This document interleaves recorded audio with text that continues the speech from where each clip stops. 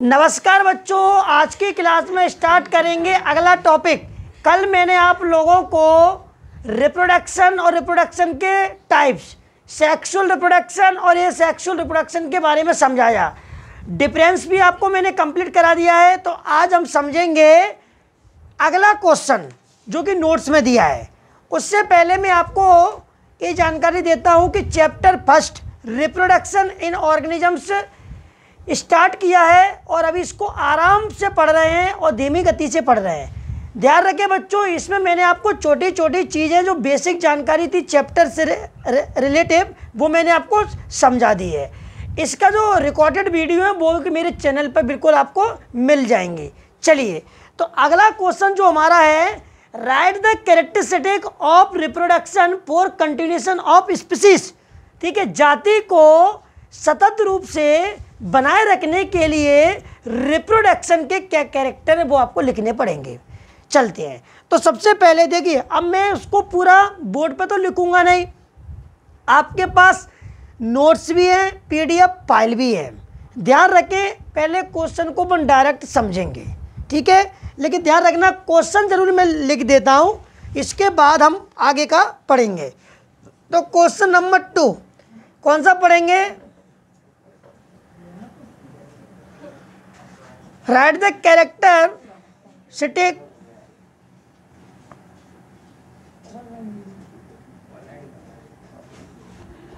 Of reproduction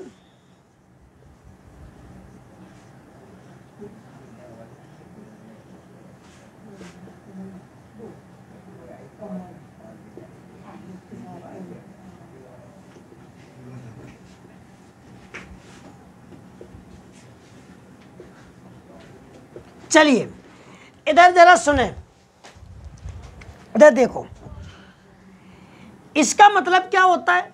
सतत। क्या होता है? सतत। ठीक है, और स्पीसीज का मतलब होता है जाति। आप जानते हो, जाति बोलो या प्रजाति बोलो। तो कहने का मतलब क्या है क्वेश्चन का, उस चीज को समझो। पहले तो एक बात समझ लो, ये क्वेश्चन इंपॉर्टेंट नहीं है, पेपर में तो आने वाला नहीं है, लेकिन नोट्स में दिया है, इसको अपन को समझना है। क्योंकि जो मैचिंग है ओटी है आपकी, चाहे फिल इन द ब्लैंक्स हो, चाहे वो आपके चूज द करेक्ट हो, तो उसमें जो क्वेश्चन आने की संभावना में रहता है, इसलिए अपन को सारा पढ़ना पड़ेगा। फर्स्ट चैप्टर में 40 क्वेश्चन है अपने, 15 क्वेश्चन एनसीईआरटी के हैं, ध्यान रखना। तो कहने का मतलब ये नहीं है कि 40 क्वेश्चन तो आपको पढ़ने हैं पूरे, 15 क्वेश्चन भी पढ़ने हैं, लेकिन इसमें भी इम्पोर्टेंट है, वेरी इंपॉर्टेंट है। लेकिन आपको पूरा पढ़ना पड़ेगा, तब जाके आपके नंबर आएंगे बायोलॉजी में अच्छे। और इसके बाद उसका जो पूरा चैप्टर हो जाएगा उसका टेस्ट देना आपको, बस हो जाएगा। फिर सेकंड चैप्टर स्टार्ट करेंगे। तो ऐसे अपन को पढ़ना पड़ेगा। तो सबसे पहले क्या लिखा है जरा सुनो, right the characteristic of reproduction, ठीक है, फॉर कंटिन्यूएशन ऑफ स्पीसीज। ठीक है, स्पीसीज को क्या रखना है? कंटिन्यूएशन के लिए रिप्रोडक्शन के लक्षणों को लिखो। मतलब स्पीसीज को सतत रूप से बनाए रखना है, तो रिप्रोडक्शन के क्या कैरेक्टर उन्हें चाहिए। किसके कैरेक्टर पढ़ रहे हैं अपन? रिप्रोडक्शन के। तो सबसे पहले क्या लिखा है इसके अंदर, अपन इस चीज को सुनेंगे और समझेंगे। ध्यान से सुनना। Reproduction is an important biological process. आपको मालूम है रिप्रोडक्शन एक बायोलॉजिकल प्रोसेस है, क्योंकि आप जानते हैं लिविंग ऑर्गेनिजम्स में रिप्रोडक्शन देखने को मिलता है। It's important future which are essential for maintenance of species. ठीक है, स्पीसीज की जो जाति है, मतलब जो स्पीसीज को मेंटेनेंस करना है, तो आवश्यक महत्वपूर्ण लक्षण क्या हैं रिप्रोडक्शन के, समझ पा रहे हैं? तो कहने का मतलब ये, it's important futures which are essential for maintenance of species are as follow. तो निम्न पॉइंट्स दिए हैं, हमें जाति को मेंटेनेंस करना है, जाति को सतत रूप से बनाए रखना है, तो रिप्रोडक्शन के क्या महत्वपूर्ण आवश्यक के जो लक्षण है, फ्यूचर्स से विशेषता है, उनके बारे में अपन को जानना है। तो सबसे पहले क्या लिखा है जरा सुने। पहला points, reproduction involve formation of gamete. आपको मालूम है रिप्रोडक्शन में क्या इन्वॉल्व होता है? गैमीट का formation. By which new organism are formed, जिससे क्या होता है? न्यू जीव पैदा होता है, नया जीव पैदा होता है। क्योंकि आपको मालूम है रिप्रोडक्शन में गैमेट का फॉर्मेशन होगा तो नया जीव पैदा होगा। समझ पा रहे हैं।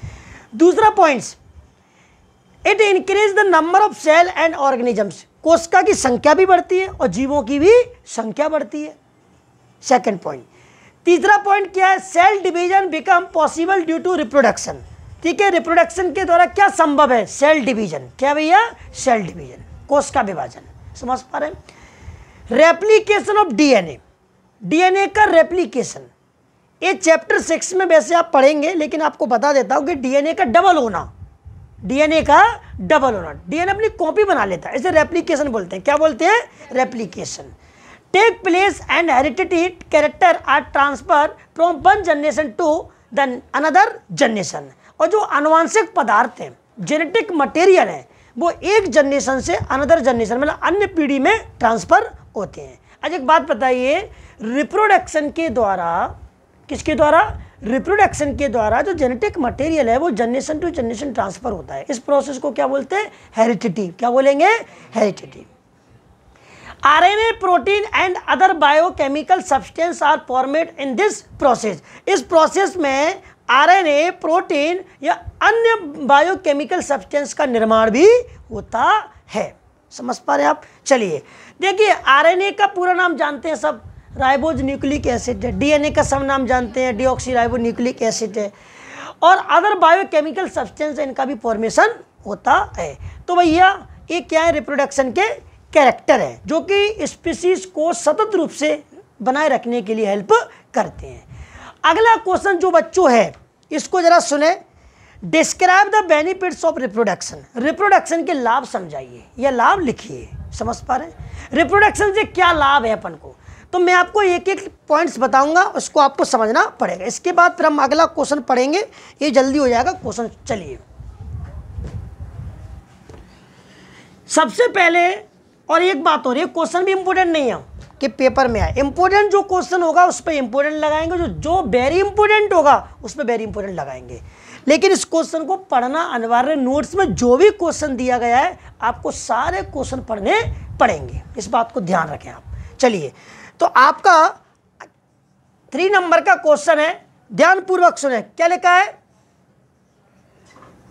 Describe the benefits of reproduction. Reproduction के लाभ समझाइए। तो ध्यान रखिए बच्चों, सबसे पहले अच्छा रिप्रोडक्शन के क्या लाभ है, जनन के क्या लाभ है, समझ पा रहे हैं। तो सबसे पहले यहां हेडिंग डलेगी, कंटिन्यूटी ऑफ लाइफ। समझ गए होंगे आप, जाति को सतत रूप से बनाए रखने के लिए, मतलब जीवन को, किसको, जीवन को।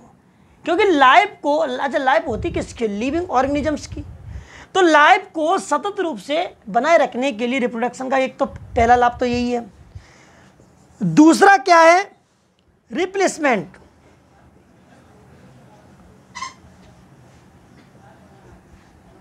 प्रतिस्थापन। समझ पा रहे हैं, जैसे कि मान के चलिए आपको कोई डिसीज है, आप बूढ़े हो गए, आपकी एजिंग हो गई, समझ पा रहे हैं, तो ये क्या चीज़ हट जाएगी, और समझ पा रहे, पुरानी चीज़ हट जाएगी, न्यू चीज़ आ जाएगी रिप्रोडक्शन के द्वारा। समझ पा रहे हैं आप। चलिए अगला है, तीसरा पॉइंट है आपका, to maintain the extension of organisms. मतलब जीव के अस्तित्व को मेंटेन करना, मतलब जीव के अस्तित्व को क्या करना, मेंटेन करना। समझ पा रहे हैं, इसका तीसरा पॉइंट ये है। तो यहाँ पर लिख देते हैं,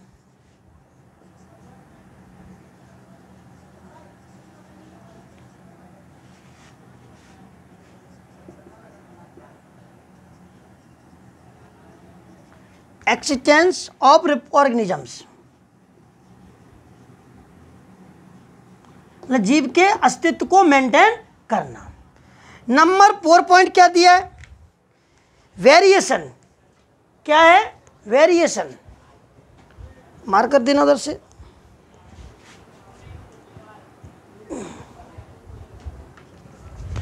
वेरिएशन,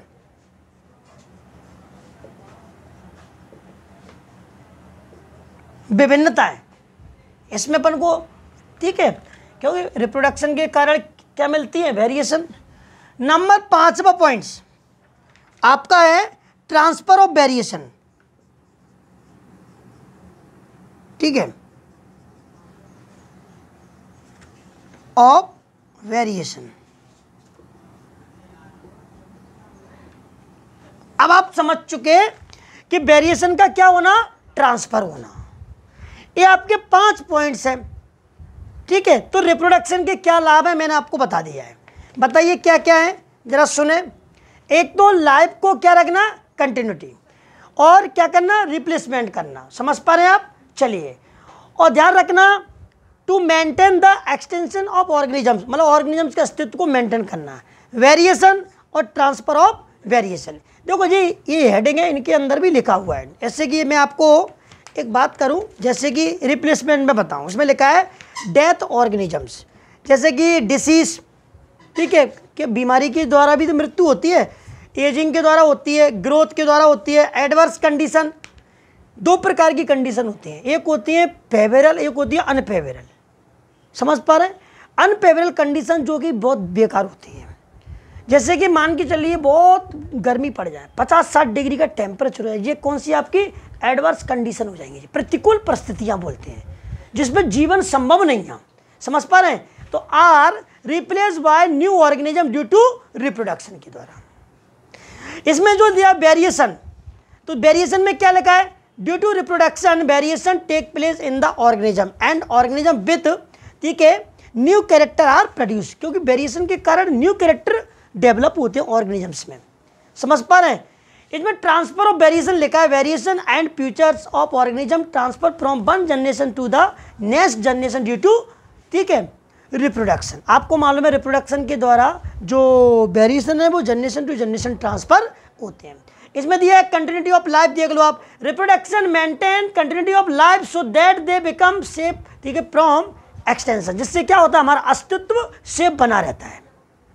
हमारा जो लाइफ है वो, क्यों एक बात बताओ कि लाइफ को कंटिन्यूटी रखना है तो हमारा अस्तित्व तो बिल्कुल सेफ ही रहेगा ना, हमारा अस्तित्व मतलब पहचान, हमारी एक जीवों की पहचान, जीवों का एक अस्तित्व। चलिए तो ये क्वेश्चन जो आपका कंप्लीट होता है, इसके बाद हम जो क्वेश्चन पढ़ेंगे वो इम्पोर्टेंट है। तो व्हाट इज लाइफ स्पेन पढ़ेंगे, जीवन अवधि, ये क्वेश्चन बहुत इंपॉर्टेंट है, ये पेपर में आएगा। 1 नंबर में इसकी डेफिनेशन भी आती है और इसकी जो लाइफ स्पेन है उसके बारे में अपन जानेंगे। चलिए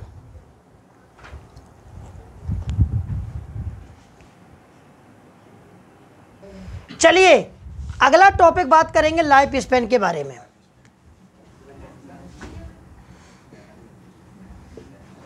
अरे रुक जाओ,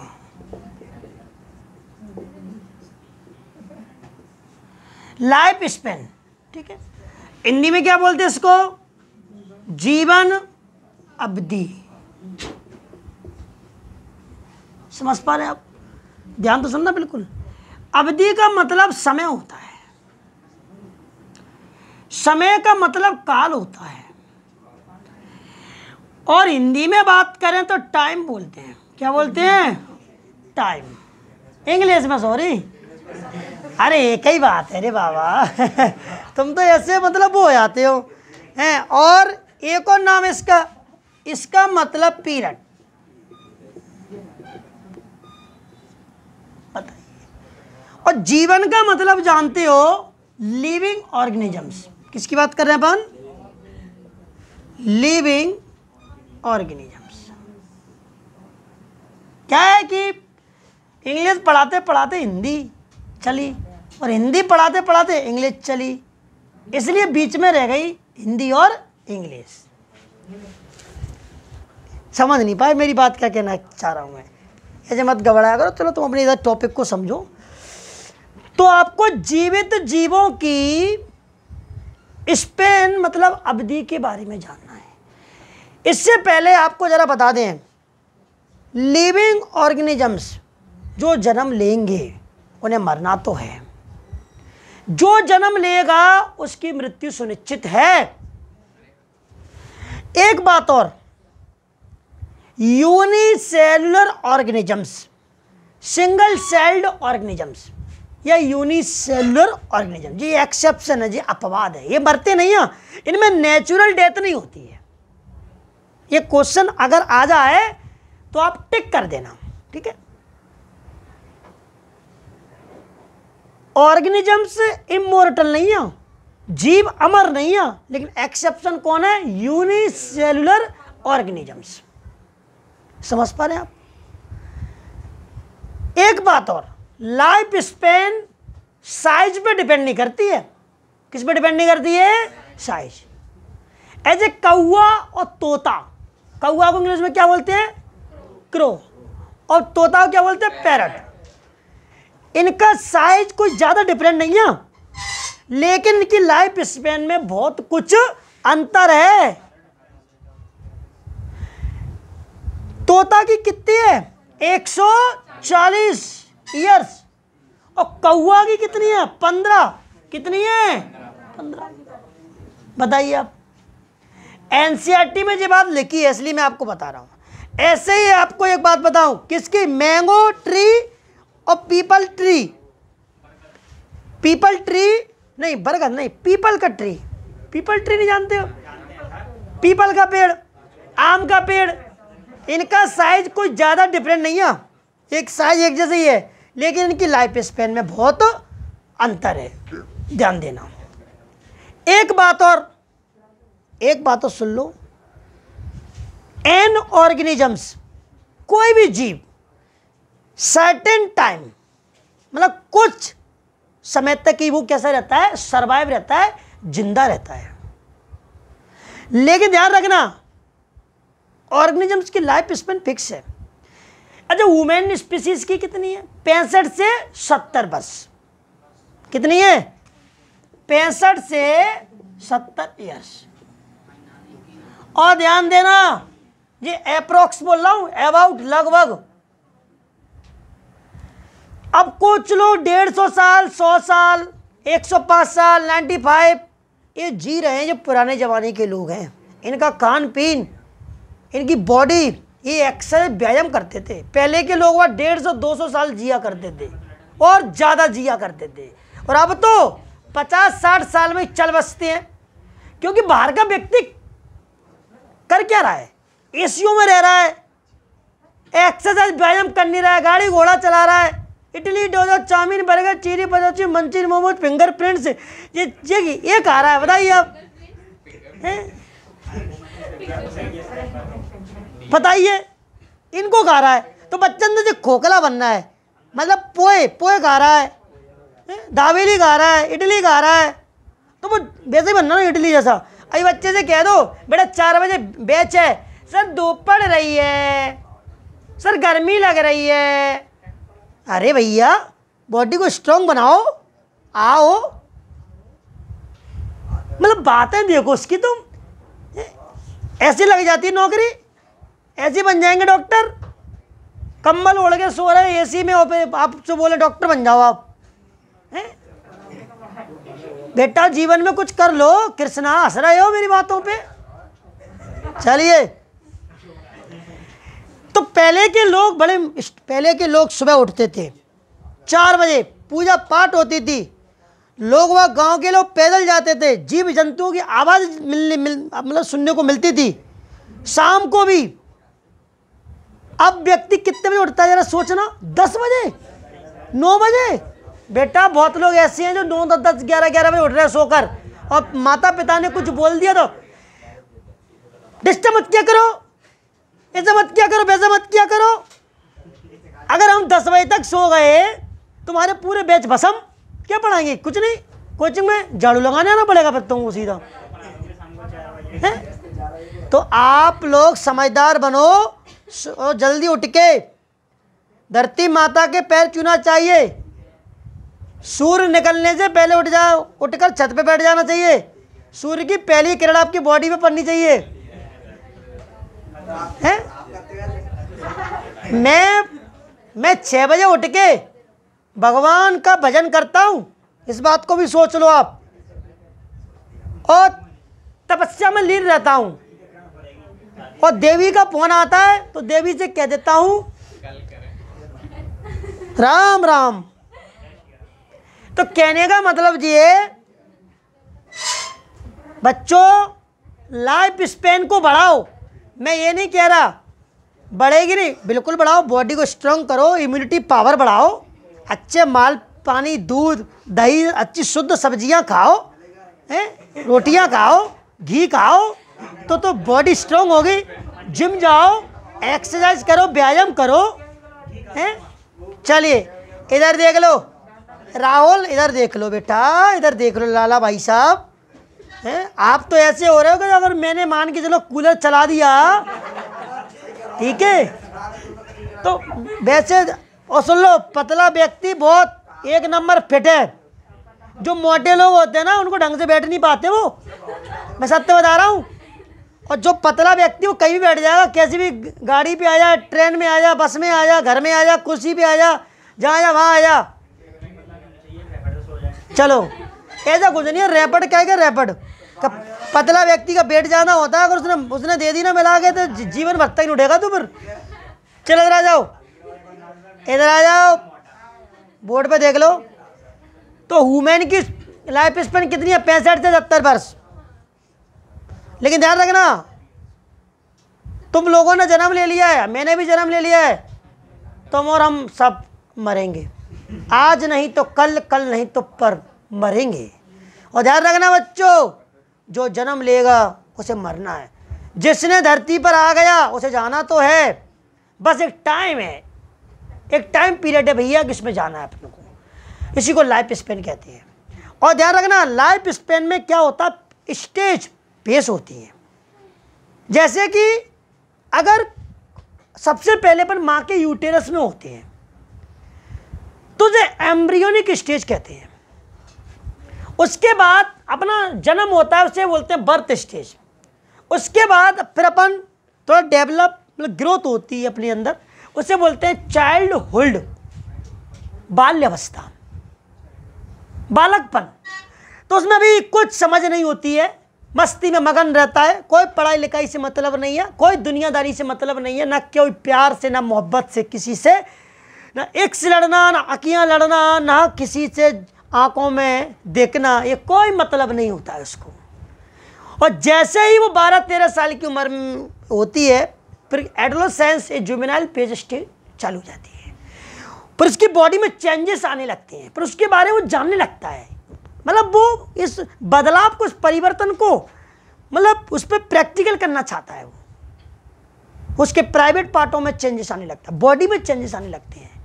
फिर वो अपोजिट सेक्स के प्रति, मतलब जो अपोजिट सेक्स है उसके प्रति अट्रैक्टिव रहता है, झूठ बोलता है, खेलने कूदने में उसको आनंद है, पढ़ाई में कम ध्यान रहता है उसका, झूठ बोलना, लड़ना झगड़ना, चुगली करना, माता पिता से मुंह चलाना, ये सारी चीजें उसके अंदर, क्रोध, गुस्सा, घृणा, ये सारी चीजें अपन को एडोलेसेंस मतलब अपन को जुवेनाइल फेज में बिगड़ना सुधरना, यही उसकी है स्टेज है जी। वैसे पढ़ेंगे अपन। उसके बाद फिर वो 18-19 साल के बाद ये खत्म हो जाती है। उसके बाद वो युवा एडल्ट में प्रवेश कर जाता है, मैच्योरिटी आने लगती है, फिर उसकी शादी ब्याह हो जाता है, फिर रिप्रोडक्शन चालू करना, फिर बच्चे पैदा करता है। फिर उसके बाद भैया वो बुढ़ापा आता है, सेंसलेस, जीवंता। उसके बाद फिर वो क्या, डेथ होती है। ऐसे साइकिलिक चलती रहती है। और ध्यान देना, डेथ भी 2 टाइप की है, नेचुरल डेथ, आर्टिफिशियल नहीं कि भैया आपको किसी ने चक्कू से मार दिया, बंदूक से मार दिया, जहर दे के मार दिया, ये तो आर्टिफिशियल तरीके से डेथ है। अगर आप नेचुरल डेथ है, मतलब अपने आप मर रहे हो, भी कोई बीमारी से मर जाते हैं, मतलब नेचुरल डेथ। आप इस टाइम पीरियड में आ गए और आपकी नेचुरल डेथ हो गई तो वो नेचुरल डेथ में आ जाएगा। तो ध्यान देना, लाइफ स्पेन का मतलब मैंने आपको बता दिया है। प्रत्येक जीव, ईच ऑर्गेनिजम्स की जो लाइफ स्पेन कैसी होती है, फिक्स होती है। कैसी होती है? फिक्स होती है। तो मैं आपको जरा इसकी डेफिनेशन लिख रहा हूँ, 1 नंबर में कितनी बड़ी डेफिनेशन लिखना है, आपको पेपर में कैसे लिखना है अभी याद करना है। चलिए, अच्छा समझ में आई कि नहीं आई, बता दो तो चिल्ला के। हाँ तो बिल्कुल। और सुनो, जो भी स्टूडेंट जो सिपकान सर की वीडियो को देखता है, चाहे वो किसी भी प्रकार का कंपटीशन की तैयारी कर रहा हो, चाहे वो रेलवे की कर रहा हो, चाहे पुलिस की कर रहा हो, चाहे पटवारी की कर रहा हो, चाहे वर्ग 2 की टीचर की तैयारी कर रहा हो, वर्ग 1 की टीचर की तैयारी कर रहा हो, चाहे वो नीट की प्रिपरेशन कर रहा हो, मतलब बायोलॉजी पढ़ रहा है, तो कृपया करके इन टॉपिकों को पढ़ ले और देख ले। हम आपको पूरी चीज़ को समझाकर बता रहे हैं। तो मेरा कहना यही है कि आप लोग बायोलॉजी को बिल्कुल बेसिक चीज़ों से समझें और गहराई से पढ़ते चलें, ठीक है। चलिए तो ज़रा इधर सुने क्या लिखा है, डेफिनेशन सुने। अच्छा, आप लोग बैठे रहते, देखते हो, पढ़ते नहीं हो क्या? पढ़ो। द पीरियड क्या दिया है? From birth to the natural death of N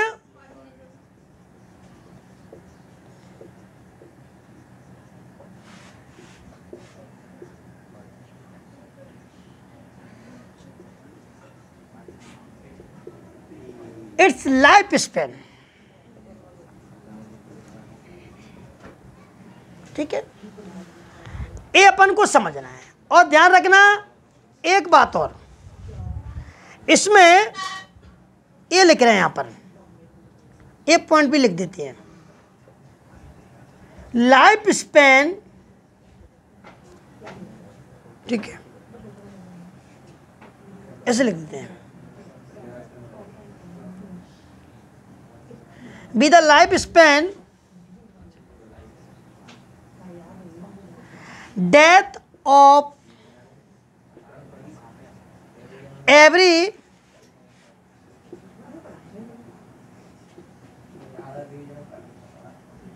क्या लिखा है जी? Individual organisms is A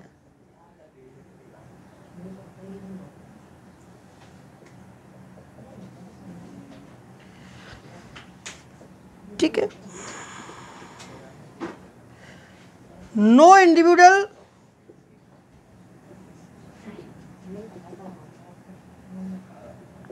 is immortal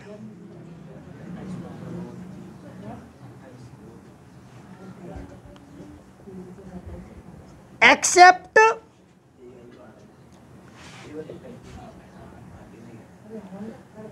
single celled organisms. चलिए, और तो मैंने आपको समझा दिया। देखिए, ये आपको पेपर में लिखना है, ध्यान से सुनना है बिल्कुल। ये तो नॉलेज के लिए होता है। सुनो, 1 नंबर में आएगी जी, और ध्यान देना, बर्थ मतलब जन्म, नेचुरल तक, कहां तक? नेचुरल डेथ, जो बीच का क्या है? पीरियड, मतलब समय। ठीक है, जन्म से लेके, क्या बोला मैंने? जन्म से लेके नेचुरल डेथ तक का जो टाइम है। ऐसे मेरी माँ ने मुझे जन्म दे दिया, उसी दिन लिख गया कि शिवकांत 65 से 70 साल की उम्र में मरेगा। अब वो शिवकांत कब मर जाए, कल मर जाए, अभी मर जाए, उससे मतलब नहीं है। लेकिन नेचुरल डेथ तो मेरी वही है ना, जो अपने आप मरूंगा मैं, एक लाइफ स्पेन है मेरी। ध्यान रखना, बर्थ मतलब जन्म से लेके नेचुरल डेथ तक का जो पीरियड है, टाइम है, उसी को हम क्या कहते हैं? Life span. क्या बोलेंगे? Life span. क्या बोलेंगे? चलिए, तो आप समझ चुके हैं एन ऑर्गेनिजम्स, कोई भी जीव, सुन लो पहले इधर, जो डेफिनेशन याद करना है, कोई भी जीव, एन ऑर्गेनिजम्स, जन्म से लेके नेचुरल डेथ तक का जो टाइम होता है, पीरियड होता है, उसी को क्या बोलते हैं? Life span. और लाइफ स्पेन कभी भी साइज पर डिपेंड नहीं करती। अगर जो ओटी में आ जाए कि जो लाइफ स्पेन है वो साइज पर डिपेंड करती है क्या? नहीं करती है, पहली बात। और सुनो क्या लिखा है? Life span death of every individual organisms is certainty, मतलब प्रत्येक जीव की मृत्यु सुनिश्चित है। प्रत्येक जीव की मृत्यु सुनिश्चित है, क्योंकि आपको मालूम है प्रत्येक जीव कुछ निश्चित टाइम तक ही जिंदा रह सकता है। समझ गए, एक डेफिनेट टाइम तक ही वो लिविंग रहता है, उसके बाद तो उसको मरना है। यदि नो इंडिविजुअल्स इज इमोर्टल, कोई भी व्यक्तिगत मतलब कोई भी जीव, इंडिविजुअल्स का मतलब जानते हो ना, व्यक्तिगत, जैसे मैं हूँ इंडिविजुअल्स हूँ, एक एक व्यक्ति, मरता तो सब एक एक ही है ना, तो यह जीव कह सकते हैं ऑर्गेनिजम्स, तो कोई भी ऑर्गेनिजम्स अमर नहीं है, लेकिन ना नो इंडिविजुअल्स इज इमोर्टल, अमर नहीं है, लेकिन एक्सेप्ट अपवाद कौन है, सिंगल सेल्ड ऑर्गेनिज्म, एक कोशिकीय जीव, इनमें नेचुरल डेथ नहीं होती है, समझ पा रहे आप। चलिए अब इसके बाद इसमें जो लाइफ स्पेन एनसीईआरटी में दिए हैं, समझ रहे, जैसे कि मैं आपको बता देता हूं एक एक के बारे में, एक मिनट रुको। चलिए बच्चों इधर देखो बोर्ड पर, approximate life span of some organism, कुछ जीवों की लाइफ स्पेन यहाँ पे लगभग, ठीक है, ये सब लगभग में है, ये नहीं कि मैंने लिख दिया फिक्स है, लेकिन सही है, एनसीईआरटी में दी है वो सही है, और ये लगभग है, ठीक है। और वुमेन की कितनी है, 65।